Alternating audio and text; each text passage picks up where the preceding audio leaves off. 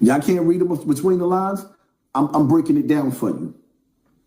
That's why sometimes when you're dealing with these interviews, you got to break it down, read them between the lines, because everybody can't comprehend. Respectfully, Justin LeBoy show, Jim I can't tell you this, that time don't lie, man. You know what I mean? Like, you dig, and sooner or later we all gotta do what we need to do and shit like that. 2025 gonna be a great year. Yeah, 2025 won't be a busting year. I need that invite because you just announced it here. It's about to happen. I'm pulling up. Definitely. Shit about to go up. Putting my dancing shoes on. Definitely bring some dancing shoes. As I studied, you know, like I did my homework, you know, I didn't want to show up ever to no interview with somebody that I look up to and be empty about it. And I just feel like loyalty is the one word that describes you. Yeah. What would you, I want you to define loyalty though. I mean, loyalty and stupidity run neck and neck. Remember I told you that. When you become loyal to a flaw, it starts to become a problem. You know, and at that point, it's a stupid thing to do. You know what I mean? It serves you no purpose in the journey you set out to or whatever you was loyal to and shit like that. You know what I mean? There's like so many different variables. But for the cause, shit, I was in it wholeheartedly until and I'm still in it wholeheartedly. I'm still holding the flag up. It never stopped for me and things like that. You know what I mean? That was a little touchy situation and shit like that. But there was a time where we always loyal to what we needed to be loyal to, and it worked because everybody got to leave out with something. Right. You know what I mean? And that was the most dopest part as I look back. We all got to leave out and be our own man on our own accord with our own successes and make our own money and don't have to need from nobody else and shit like that. You know what I mean? Yeah. The interview you did with Flex a couple years ago. All right. You know, I'm like super surgical with anything that I look at.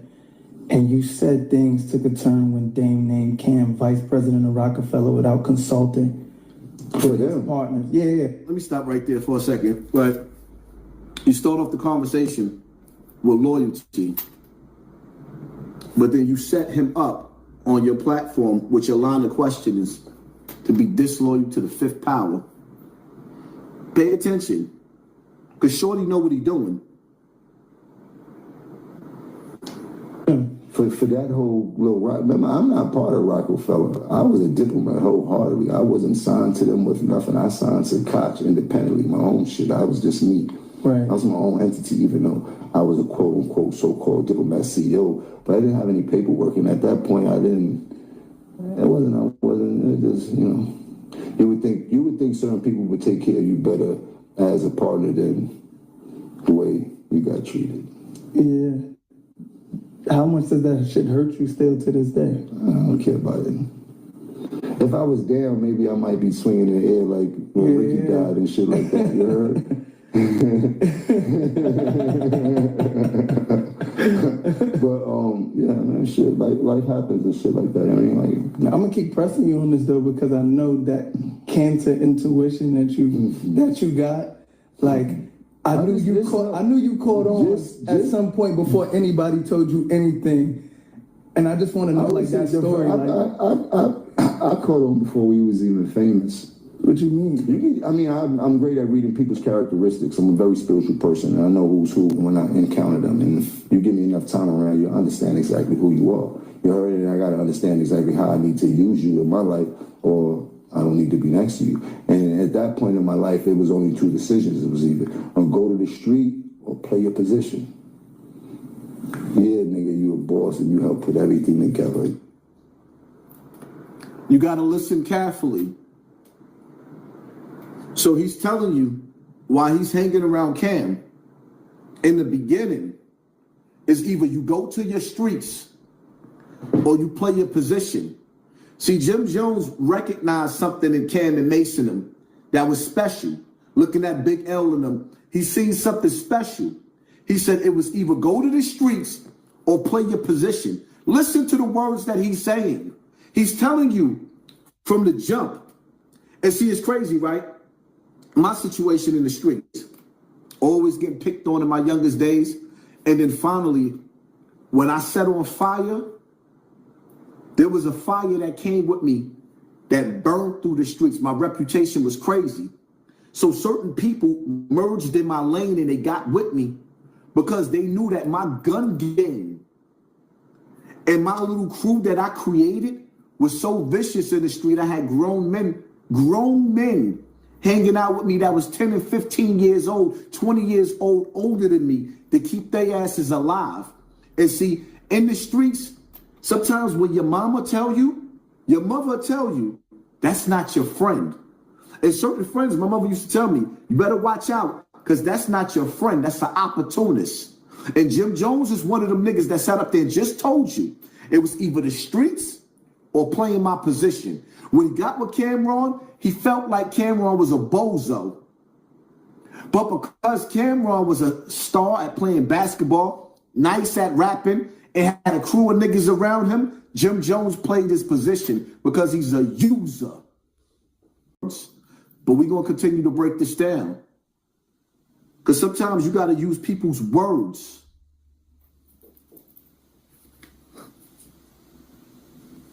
This shit started in my grandmother's house. Mase, Cam, Bloodshed, all that shit started out my grandmother's house. Everybody got signed living with me in my grandmother's house, with me, not with them. It was all living with me. This way the whole nucleus and everything started from right then and there and shit like that. And moving forward and shit like that, I had a decision to make over. He wanted to make it clear that everybody was with him. He wasn't with them.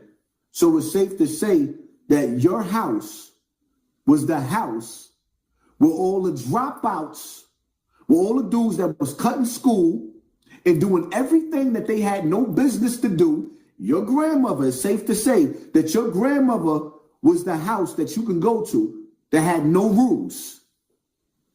Your house was the house that real parents didn't want their children to go to because there was nobody in that house to make sure people stayed under a guideline. Oh, I know how to break this shit down because I've been around the world. I've been around.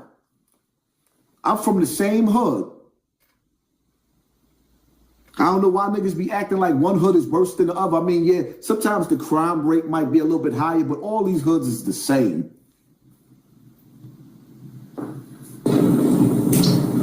Childish things that I seen people be doing childish things and shit like that. And I was like, well, if this is what you want, if you feel this is going to be your way out of this hell we living in, which was Harlem, you did? Yeah. At the time, out of the hood, out of the projects, you have to play your position and shut the fuck up and do your job. Who he sound like? What do I call the hood? Out of this hell that we living in, who do he sound like? Type it in the comment section. Come on, man. And y'all think that these niggas don't be listening to me when they speak just like me? But he's breaking down. Let me stop being so egotistical, Hassan Campbell. Stop being so egotistical, Hassan. Now, I just be liking to give myself my props. But he's also breaking down to you how he wanted to get out of this hell called the ghetto. But it's crazy that this same nigga that 30 years ago, he wanted to get out of this hell called the ghetto. But for some reason, every time, Jim Jones, every time you get on social media, see, this is the shit that I be talking about. You breaking out how you wanted to escape, but why you keep leading our children back to the hood? You leading them back, lobby boys, coming to the hood with millions of dollars worth of jewelry on, knowing that the main objective is to get out of the hood. Come on, my nigga. Listen to these people. Listen to them talk. That's why when I play people's stuff, I don't like taking clips. I like to play everything that they say because I don't want to manipulate what you say. Like how they do to me. They take a clip and mislead you. No, play everything.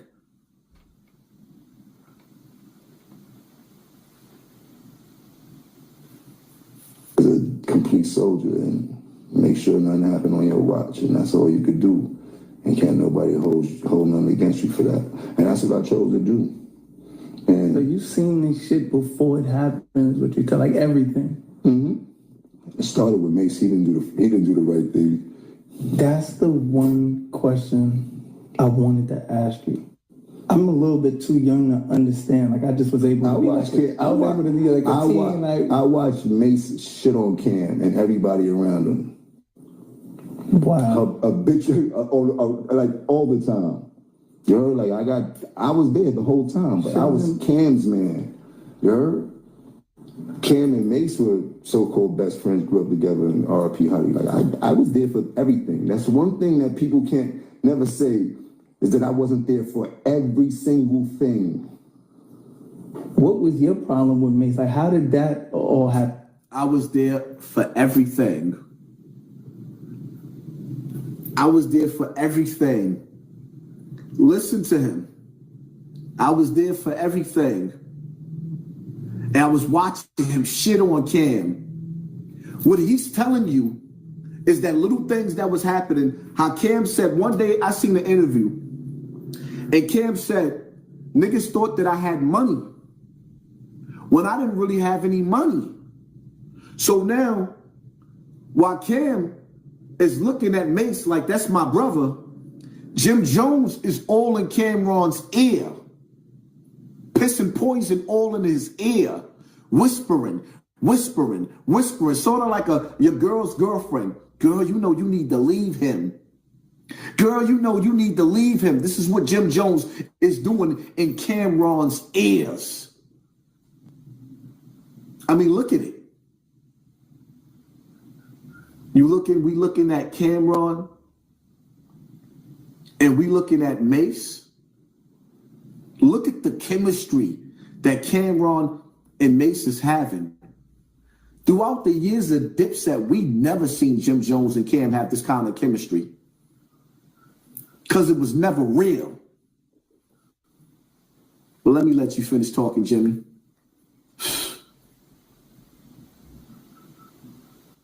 Oh, wat lief. Schat, is deze voor mij? Ja, en precies op tijd. Alleen deze week bij Bol, horloges en sieraden met tot 30% korting op de meest getoonde prijs. Wacht, ik heb ook nog iets voor jou. Voor een cadeau dat ertoe doet, ga je naar Bol. That was Cam, man, like you said. Cam enemies were my enemies. Anybody Cam didn't like, I didn't like. And I already see how he was handling Cam, so I definitely didn't like him.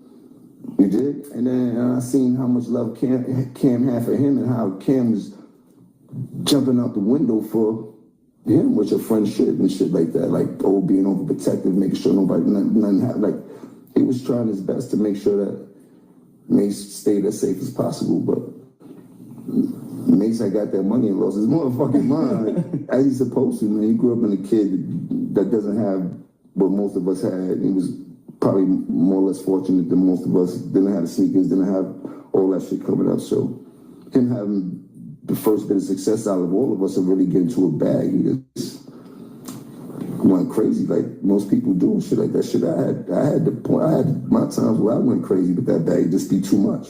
Yeah. You dig? But the people I love, I still love them today. You know what I mean? The people that I consider to be the ones that's going to help me in this journey, I still love them today, and we still have great relationships and shit like that. It ain't got nothing to do with Cam and them and shit like that. We all have our own group of people that help us along with this journey and shit like that. So now that you see Cam and Mase together having their own show, how did that shit make you feel when you seen them come together? I mean, shit, I seen crazier shit happen. I know brothers that shot brothers and shit like that. So for friends to get back after a world of whatever they went through, it's not surprising to me and shit like that. But I see they don't talk about the days of being shit on, you heard? They don't talk about the things that separated them and shit like that. They did talk about it.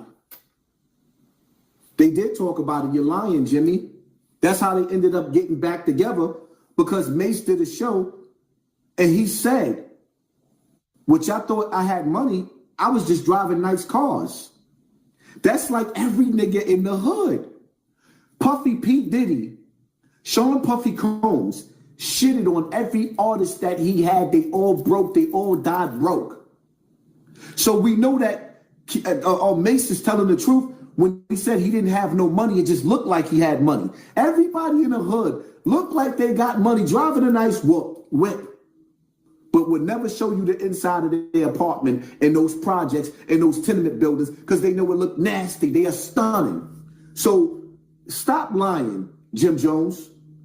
They did. He came up here, he got on the platform, he said he didn't have no money, and then Cam reached out, and voila, right now, they sitting up here, and they really, really enjoying life together, and something about that shit is pissing you off, is irritating your soul to see them niggas becoming friends, because 9 times out of 10, you was the nigga that was in Cam's ear that stopped them from being friends. You was the one that was never really Cam's friend, my nigga. It was you, Jim Jones, and you could tell by listening to everything that you say and how you moving. You was never really, really his friend. You was always attracted to niggas like Mel Matrix, the real niggas that get busy in the street. And Cam ain't it. You used Cam to get you where you needed to be in life. And somewhere in Cam's mind, Cam knew that you was using him and playing on him. That's why he didn't put you in the position of power that you really, really wanted to be in. But let's keep on listening to Jim Jones. And as I break this shit down, y'all gonna see this shit for what it is and not what it appears to be. Because sometimes when people jump out the window and start speaking, you gotta listen.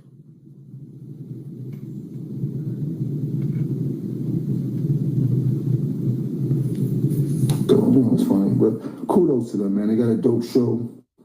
Who am I to hate on what they got going on, man? I hope they make $1 trillion.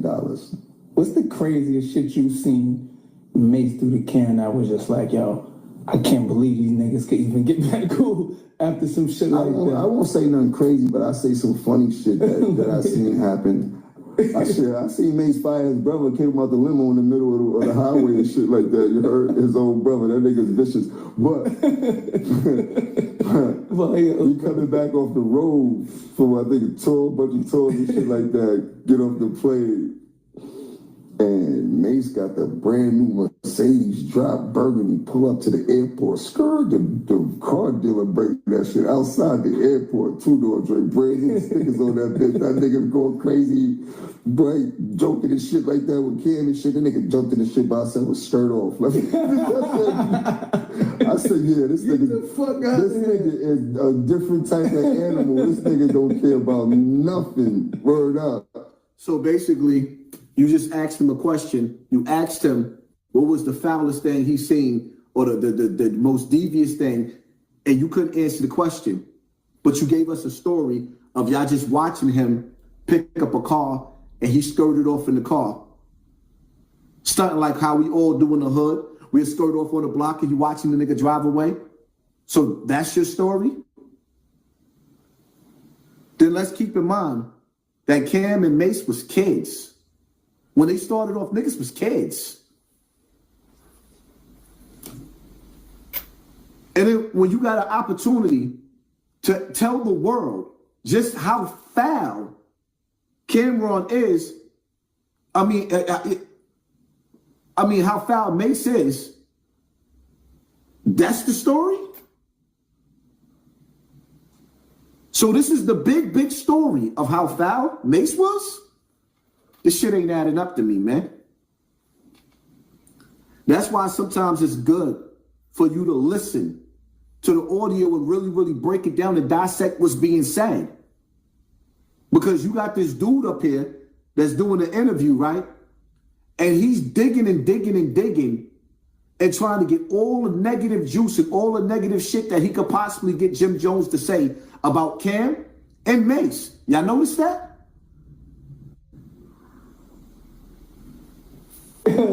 Nah, then he had us in a row with him because this was Cam started doing the hype man for him, and then when he started doing some talk, I would be hyping Cam. So now I come out. So now he got us hyping both of them. Nigga had us doing dance moves, like coordinated dance moves on the speaker and shit like that. I never forget this shit, like matching outfits, coordinated dance moves, like what show? Well, Cam bust out that shit like, we ain't doing this shit no more. Fuck all these niggas, man. Fuck everybody, man. Kill one of these niggas. So, Cam used to dance too, and Diddy used to dance. So now Cam got you and Mase on speakers dancing while he's performing, and you don't like it because you want to be a super thug. Cam was with the dancing. You wasn't with the dancing. So you use that opportunity to start whispering in Cam's ear like the little devil that you is, and voila, fuck this shit. We ain't doing this no more. That's you. You was the one, the whisperer that broke up the relationship, the friendship between Cam and Mase. You did that. And the crazy part about it is it seems like ever since Cam and Mase got back together again, not only is them two niggas happy, but the world is happy. And everybody's happy to see Cam and Mase, but you not happy. You not happy, Soulja Boy. You, Soulja Boy. You not